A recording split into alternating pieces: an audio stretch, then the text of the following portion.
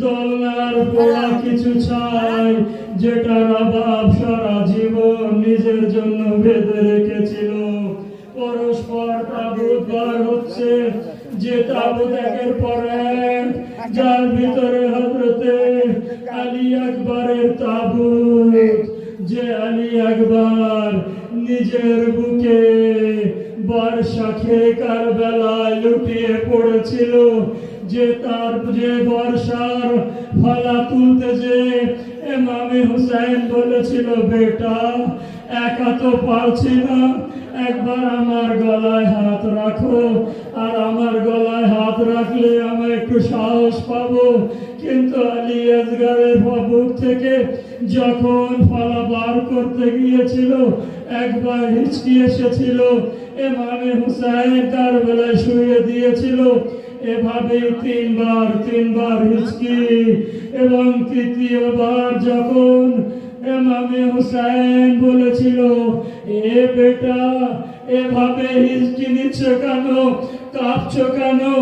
আকবর বলেছিল, বাবা আমি কাঁপছি না, কারবালার জমিন কাঁপছে, কারবালার জমিন হিলছে। এই তাবুত আপনাদের সামনে দিয়ে একের পর এক 18টি বাণী হাসির এভাবে জিয়ারত করবেন, যে এক বাড়িতে যদি একদিন 18টা কেউ ব্যক্তি মারা যায়, 18টা জানাজা ওঠে, তাহলে তাদের কি অবস্থা হয়? এর ভিতর থেকে হযরতে কাসিমের জানাজা বার হয়েছে। হযরতে কাসিম, যে কাসিমের লাশ কারবালায় টুকরো টুকরো হয়ে গিয়েছিল, যে টুকরো গুলোর উপরে ইমামে হুসাইন খুব কেঁদেছিলেন।